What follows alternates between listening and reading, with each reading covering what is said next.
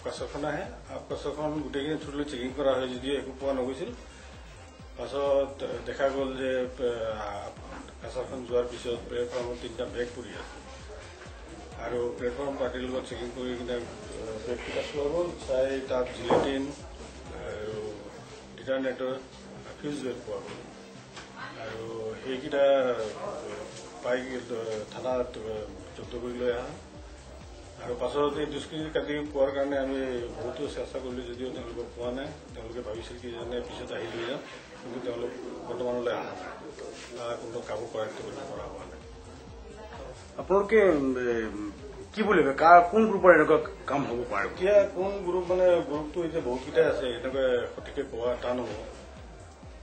কাৰণ এইটো ভাল উদ্দেশ্যেৰে যদি লৈ অহা হ'লে নিশ্চয় তেওঁলোকে নকলালে কোনো বেয়া উদ্দেশ্যেৰে লৈ আহিছিলে